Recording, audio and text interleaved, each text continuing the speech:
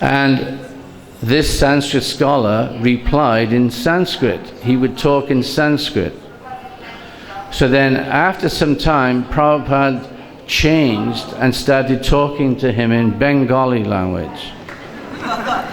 So the Sanskrit scholar still replied in Sanskrit. And sometimes you'd see Srila Prabhupada sort of looking at his disciples like this, you know, like this face.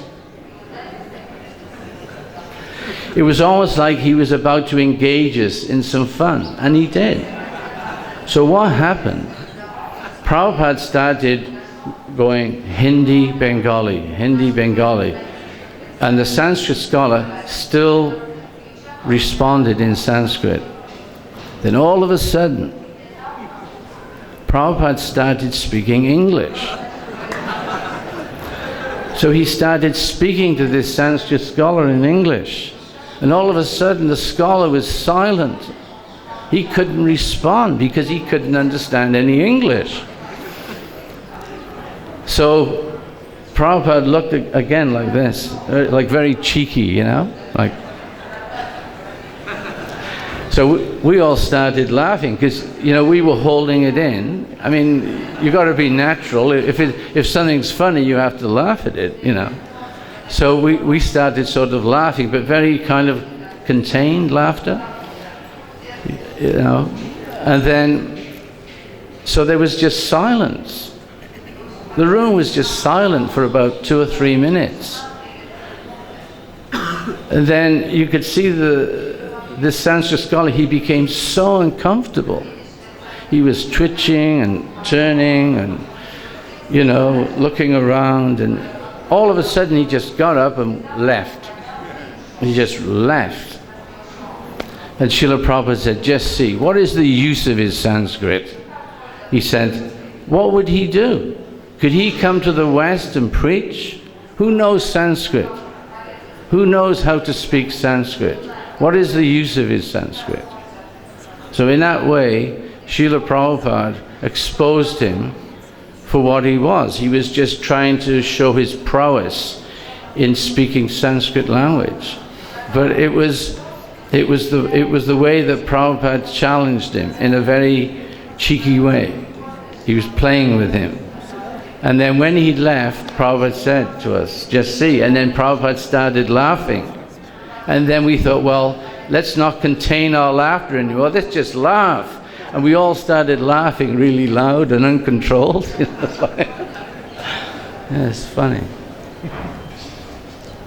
And then within a minute or so, gravity, you know. And now we all stop as well.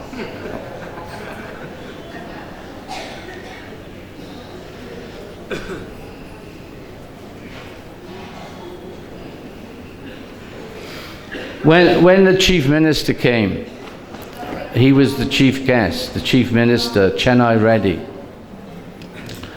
Just before his arrival, Srila Prabhupada was not well at all. Do you remember? He wasn't well.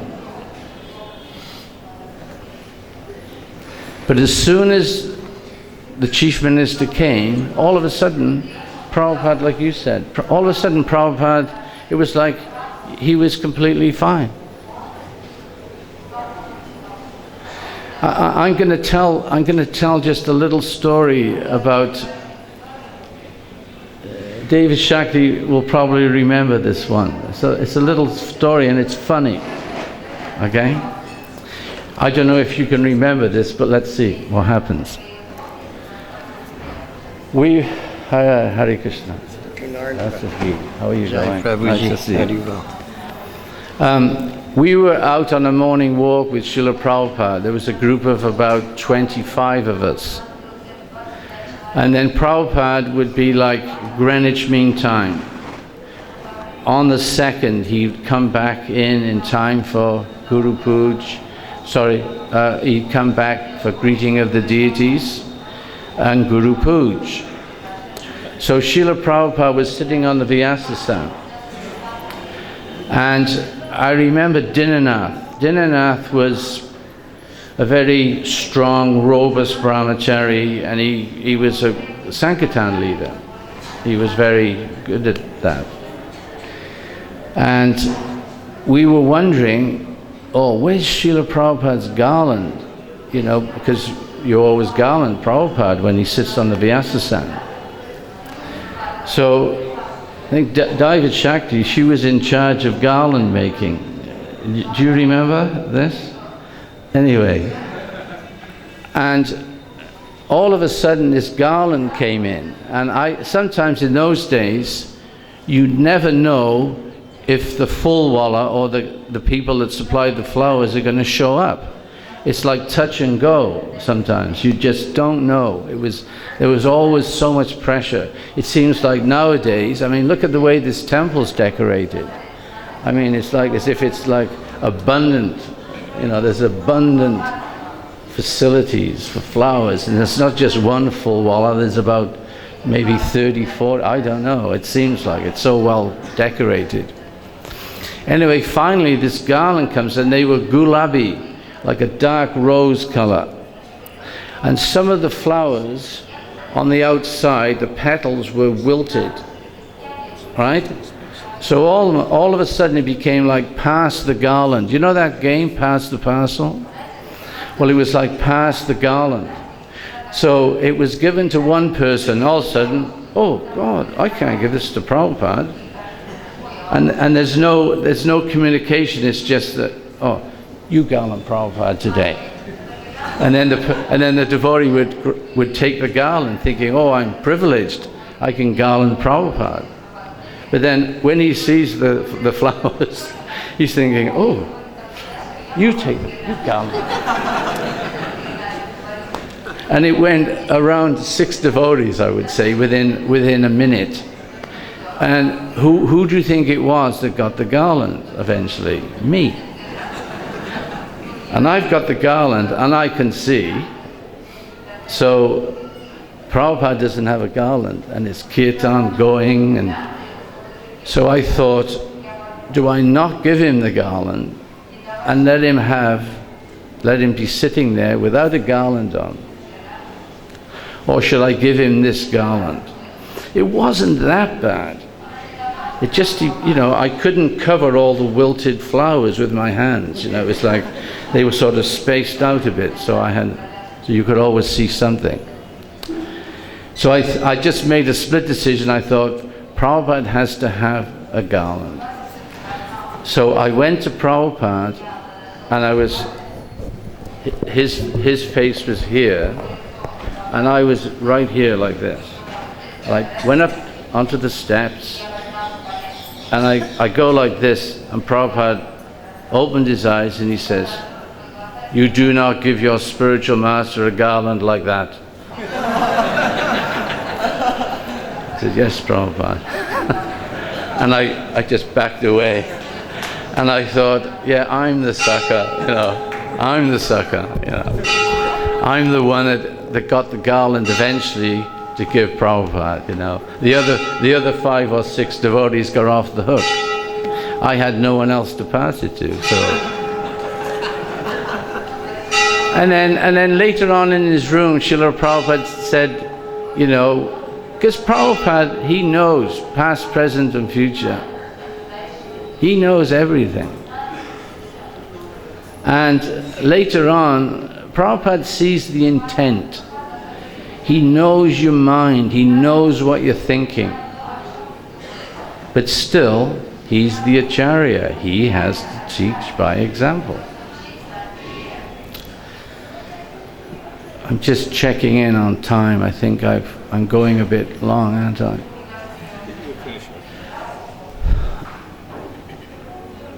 There are many, many more experiences, those lived experiences of having the privilege to have that vapu, that physical association. And that's why I mentioned this last year, I take, you are all wonderful devotees. You are here mostly on the strength of Vani.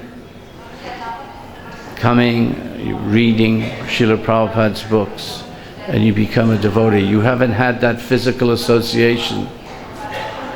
And you are all here today listening to this Leela. So I offer my respectful obeisances unto you all. And thank you for being here.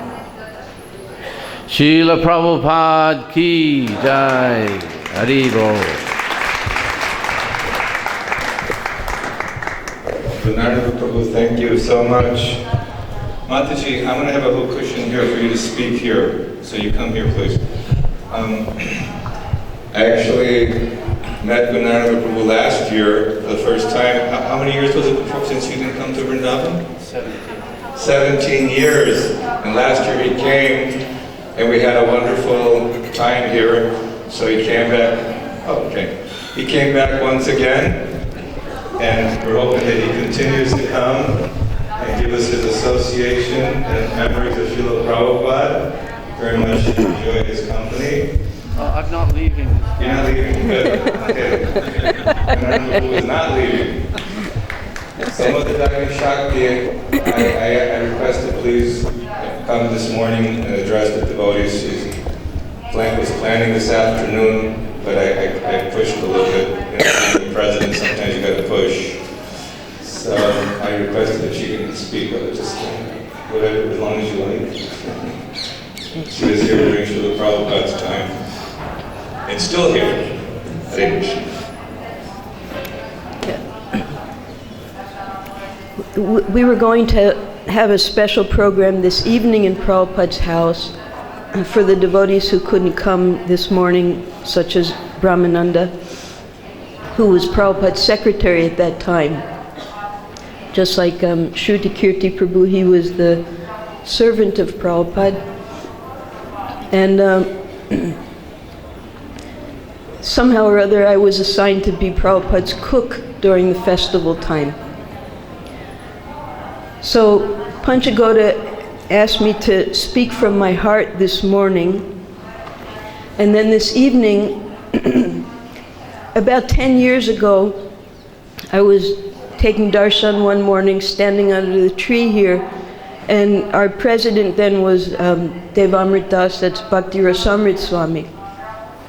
So he came up to me under this tree and he asked me to write a history of the temple. And it's a huge job to write a book. How many of you have ever written a book? Very difficult. It's easy to read books, very difficult to write books. You see how Prabhupada, up to his last breath, he was still trying to complete the Srimad Bhagavatam. So, because of the auspicious place right in front of Radhasham Sundar Krishna Balaram, and because he was a temple president, I reluctantly said I would try to write the book. And it took 10 years. Last year we spent the whole year interviewing hundreds of devotees who had been here or who were involved in the construction or pre-construction, such as Gopal Prabhu. This year I locked myself away to write the book. The book is written now.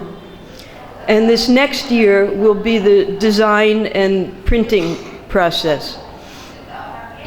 So by this day next year, you will all have that history of the temple, how Prabhupada struggled to build this beautiful temple and how he gave his last breath here to actually the last 2 years of his life. His main activity was coming back here and giving instructions how this temple should be run. All those instructions, like one chapter is setting the standard, and then the next chapter is raising the standard. So for those devotees who were here, first Prabhupada made the standard, but then he came back again and again to raise the standard to where he wanted it. And the beauty of the temple now is it's a competition with oneself now, because we've done so much that we can only compete with ourselves now, that, oh, it's more beautiful than the year before. That's how beautiful the temple is now and how nice everything is going on for the deity worship and the feasts and the festivals. So this morning, I'll just speak from my heart, and then this evening we'll read a little bit about just the chapter from the grand opening, which was this week. It started on the 16th and it went on until the 27th. Prabhupada had different engagements each day of that 11-day period. Now, Gunarnava has described the, not difficulty, but the intensity of being around Prabhupada at that time. And as the cook, well, I was just in the kitchen the whole time. You can see Prabhupada's kitchen. There's a little window as you come around the back of the parikrama of the temple. That's about as much of the whole festival as I saw, what you can see out of that little window, because there was so much cooking to go on that each one of us in our different services, we had to concentrate on the service we were doing. So we couldn't really take part in the festival other than what we were assigned to do. And what we were assigned to do was so massive that it was just all-encompassing.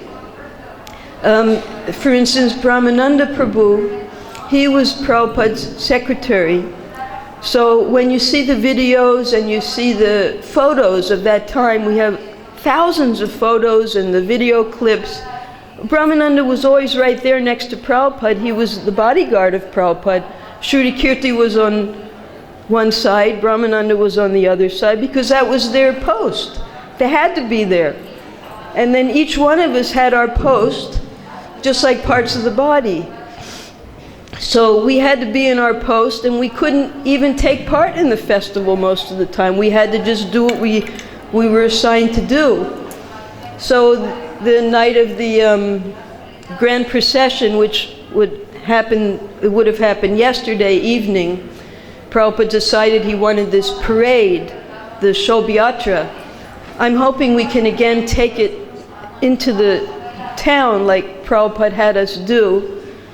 He wanted an elephant and bands, and there was a whole herd of cows and cowherd boys, and you name it. It was such a show. And I was thinking in my little, cubby hole there, I was thinking, boy, I'm going to get to go on this procession. Finally, I get to see something. And I go to sneak out of the house, and Brahmananda sees me, says, "You're not going anywhere. Prabhupada, he doesn't like these curtains. You have to stay back and change the curtains." So nobody could fight with Brahmananda. He had a reputation. So nothing. I didn't get to see a thing the whole festival. I just got to see the inside of Prabhupada's house, and I got to see Prabhupada because I'd get to bring him his meals every time. Devotees would say, you were there, how come there were no pictures of you? I said, nobody takes a picture when you're feeding somebody. So you can believe the things I say or not believe them, they happen, but so my heart, again, we go back to the heart. So I realized those of you fortunate souls who are serving here at the lotus feet of their lordships, we all develop a special relationship with them. It's a bond of service and love. So my heart has 4 chambers. First chamber is the Srila Prabhupada chamber, the personal service. And the second chamber is Gaurnitai, that's the Sankirtan that we do here. This is the way I feel about my service to the deities. Third chamber is Krishna Balaram. Now they're running the whole show here. You'll see if you measure the altars. Krishna Balaram's altar is much bigger. The deities are also much bigger than all of the other deities. So that chamber for me is the management chamber. And anyone who's been in management here, they have to pray to Krishna Balaram 27 hours a day how to do things right, because they're actually running the whole show here. We've had 27 temple presidents. I found this beautiful quote Prabhupada said about this temple. He said, thousands of temple presidents and GBCs will come and go, but Krishna and Balaram, they're the ones who are directing this temple. So in that chamber of Krishna and Balaram, that's the management. And then the fourth chamber is Radha Shyam Sundar Lalita Vishaka. That's the sweetness chamber. And we don't get to go there much because we're very busy in the other chambers. So all of these different parts of the heart, they get nourished by the service we do here. And there are many other devotees who want to speak. All of these realizations, all of the history, all of the experience that the hundreds and hundreds of devotees had with Prabhupada here, we've tried to put into this book, and we'll share some of that tonight with all of you so the other speakers can get their turn this morning. All right, thank you very much. Hare Krishna. I'd like to thank Mother Devi Shakti very much, because she was not feeling well. I humbly requested that she come and speak from her heart, because this is a very special time, the appearance or the inauguration of the temple 39 years ago, and she was here, so I think it's very appropriate that we hear from the devotees. And I personally want to thank her for her constant dedication, devotion, and service that she's rendered to Sri Prabhupada.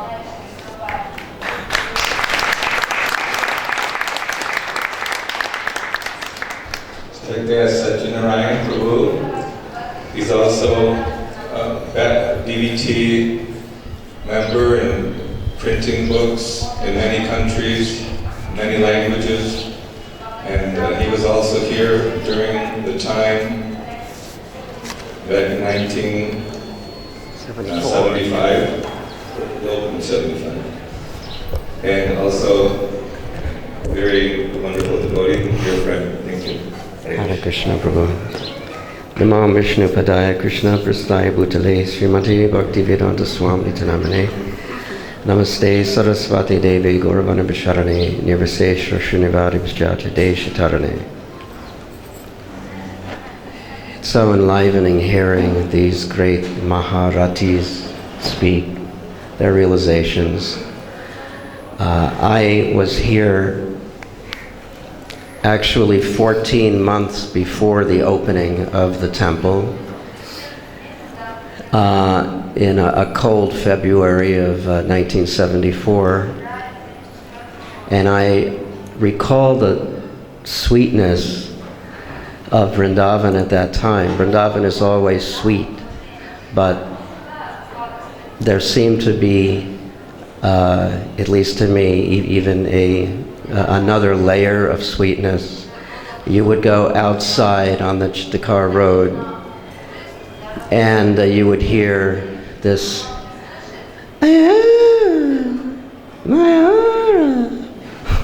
this is actually, this bird is named by the call it makes, Mayura, the peacock. This was the Mayura, the call, is described in the Vedas, the divine peacock, whose tear is transcendental. I don't hear them anymore. And of course, the greatest layer of sweetness was when Srila Prabhupada was here. At that time, we were living in the Fogel Ashram, because this was just a construction site. You would have the pillars, concrete pillars with the rebar, the steel coming out of the top, and there were tents where the construction leaders would be discussing. And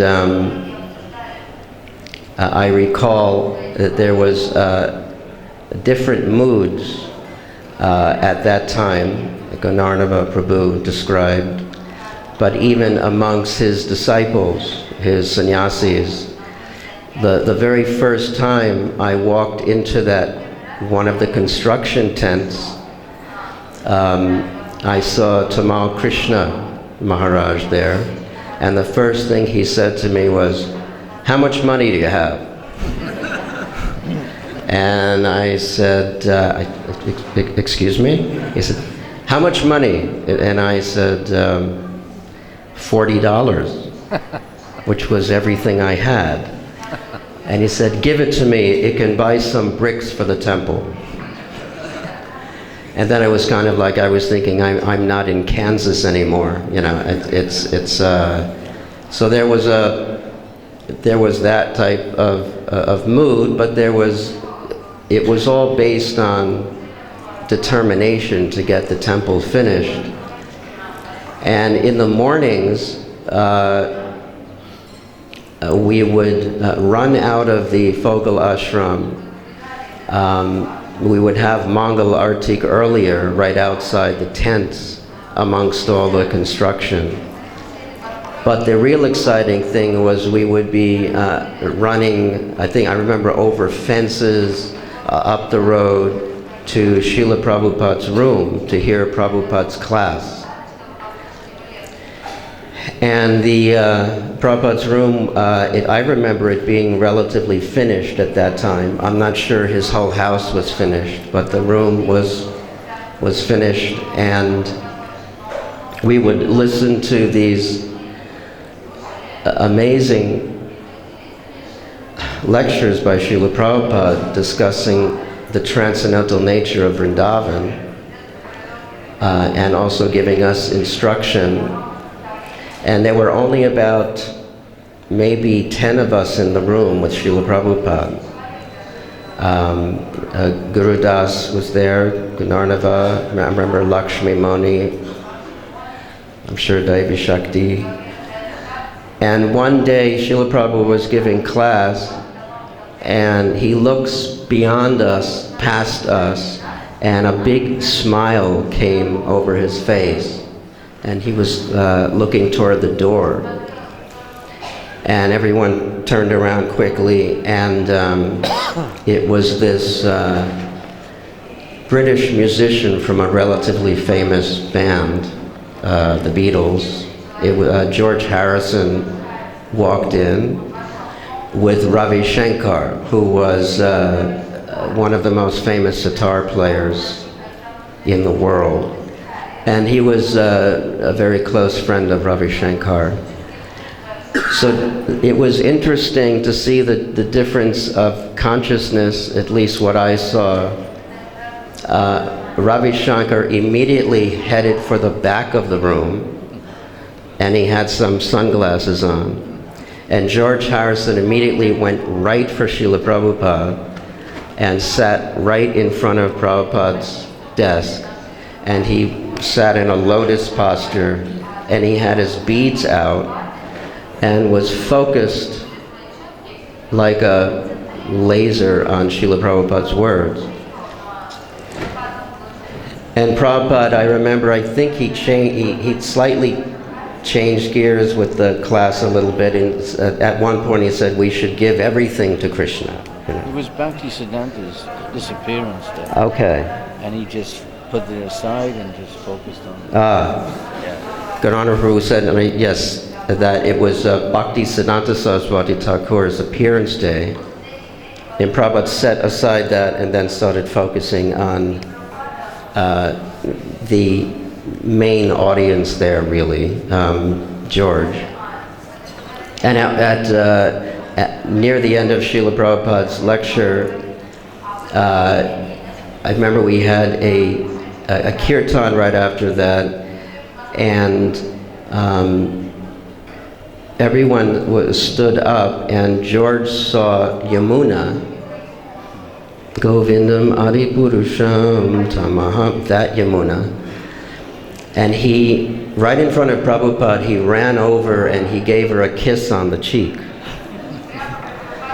And Prabhupada smiled very warmly. This was definitely the rose side of Prabhupada. And it was just such sweetness. And then he told Gurudas, bring prasad for George, and George said, but Srila Prabhupada, we want to go see the Yamuna River. And so they didn't stay long after that, and I remember they got in a little car and were off to the Yamuna. But it really, to see the love Srila Prabhupada had for who he later called Hari's son, Harasan, was very, it just made me understand more the personal aspect of our philosophy. Sometimes we might get a little bit too caught up in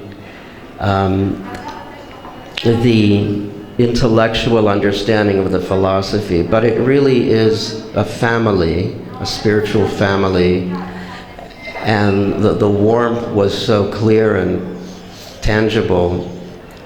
And I was also feeling that we were so fortunate.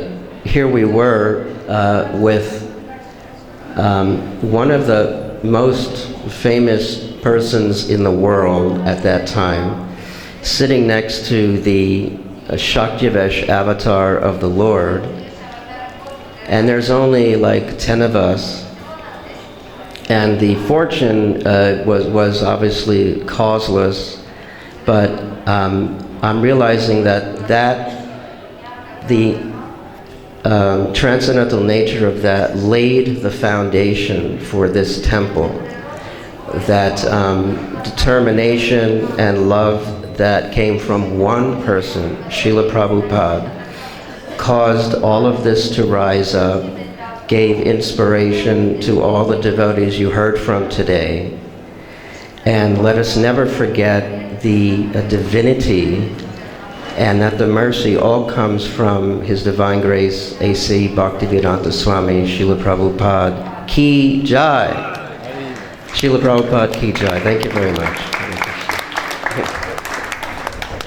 Thanks, Satyanarayan Prabhu. Srila Prabhupada often commented that his Guru Maharaj has sent so many nice boys and girls to help him to establish, push on Krishna consciousness. And we're fortunate to have devotees who have dedicated so many years trying to serve Srila Prabhupada, and I'm sure Prabhupada is very happy with the service rendered. I'd like to ask Gopal Prabhu, who is also with Srila Prabhupada early on in the movement. I think he met Prabhupada in '68 for the first time and served him for many years. Gopal Prabhu was living here in Vrindavan now. I'd like to ask him to say his remembrances. Nama Om Vishnu Vadaya Krishna Prasthaya Bhutale Srimati Bhaktivedanta Swami Iti Namane Namaste Saraswati Devi Gauravani Pacharane Nirvasesha Sunyavadi Paskatya Sadarane. For me, I feel that this is the wrong venue for me to be speaking about construction and establishing of this temple here. I will explain as I go along. for me, in my experiences, there was a turning point in Krishna Conscious Society, and that was in 1970.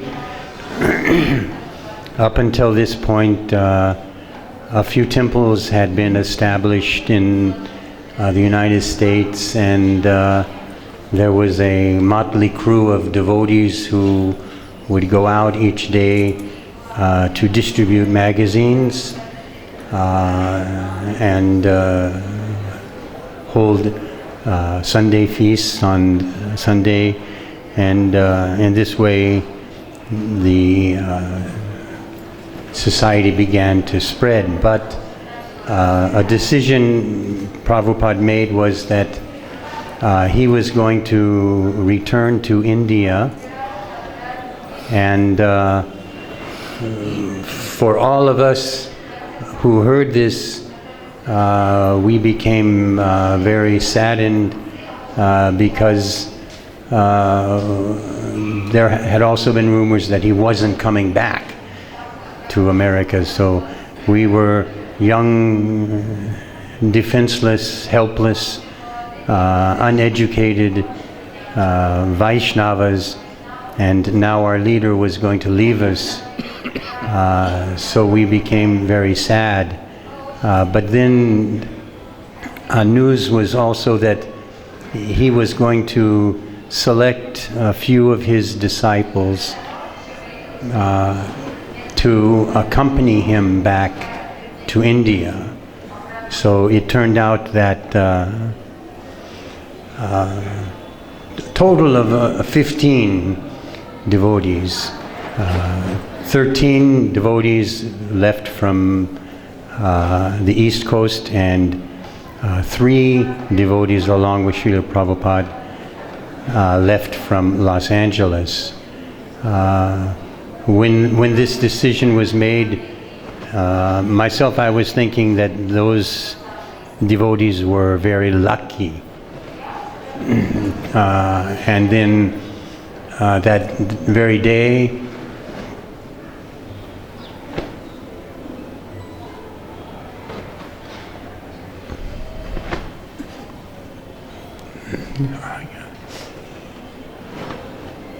Feel the same way.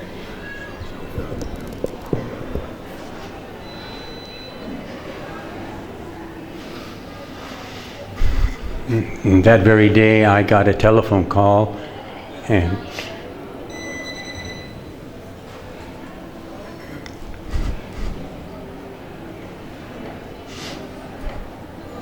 anyway, I was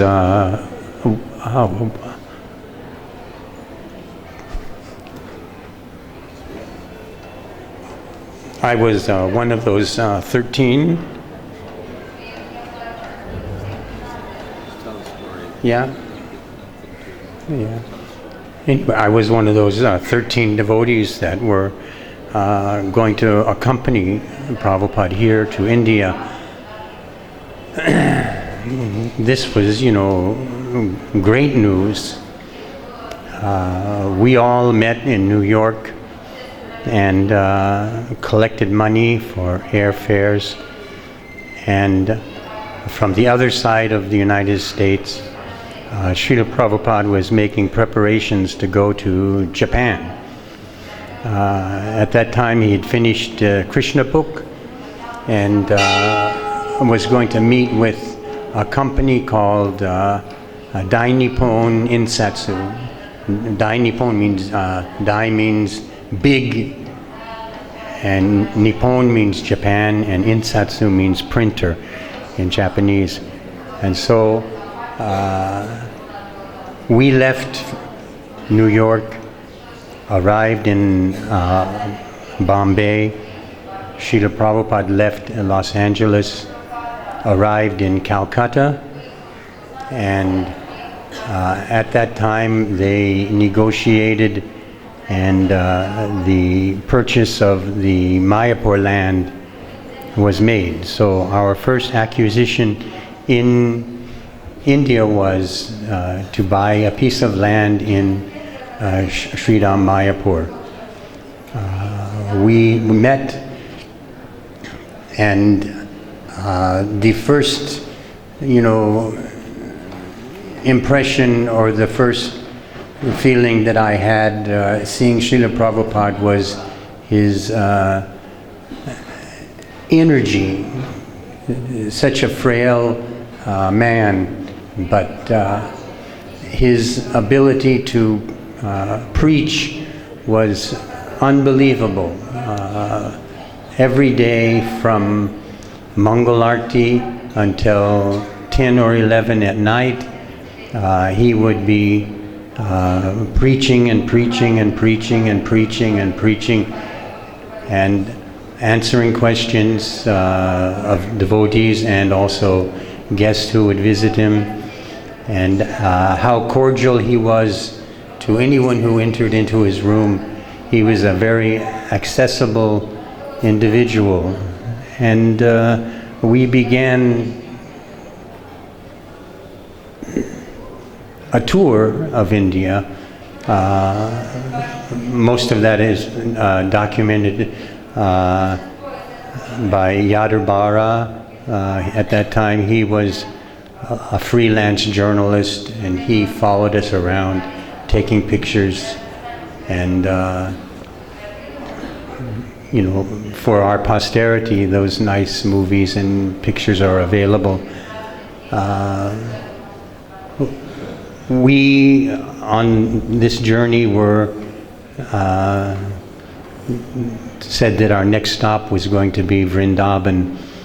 And so myself, I was so excited, thinking that I'm going to come to this holy place.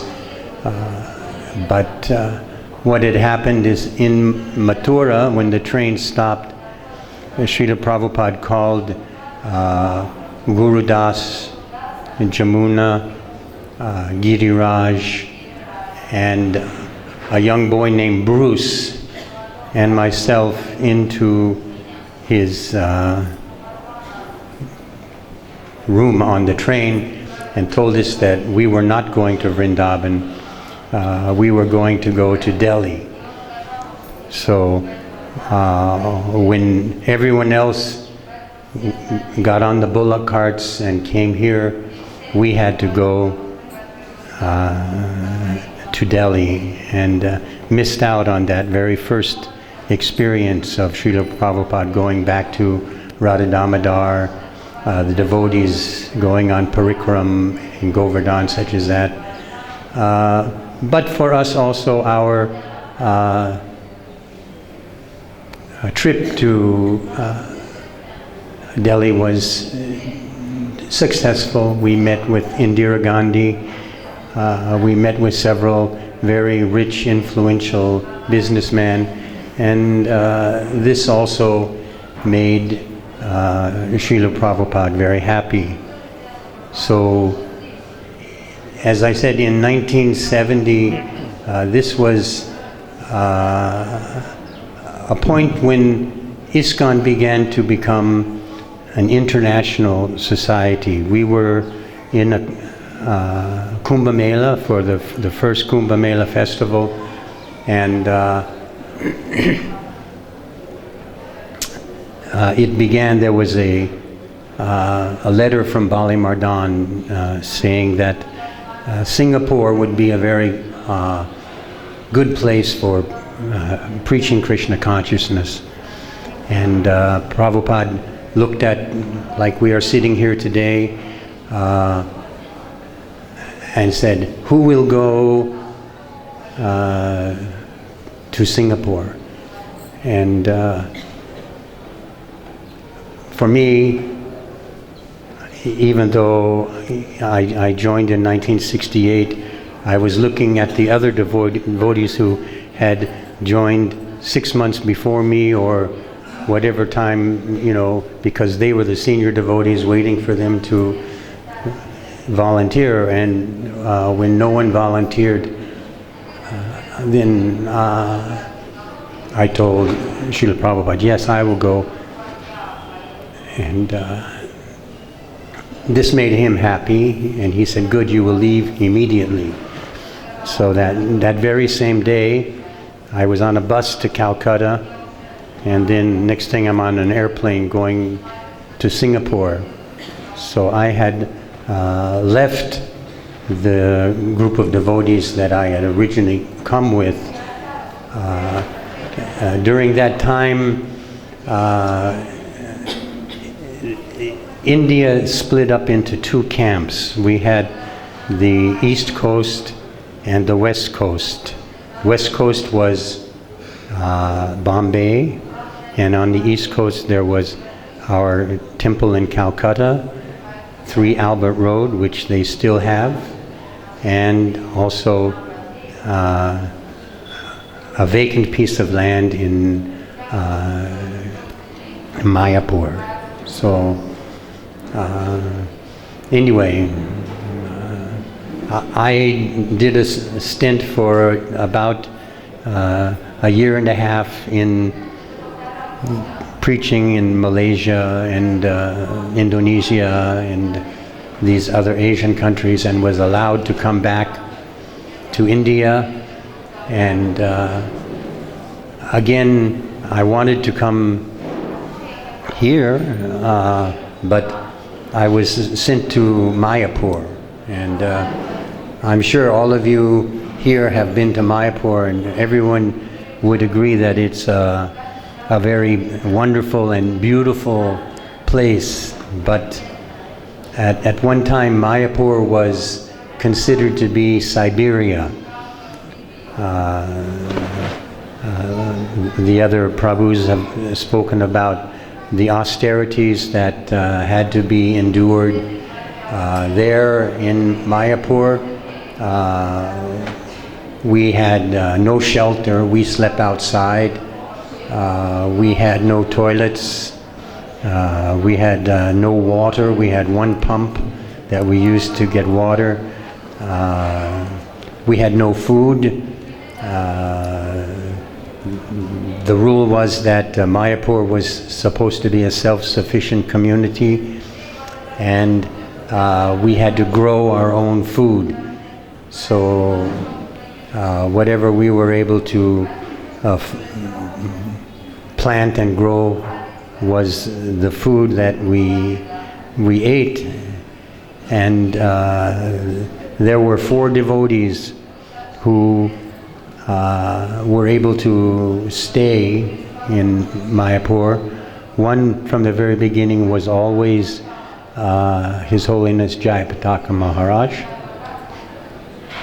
2 was Jinanivas.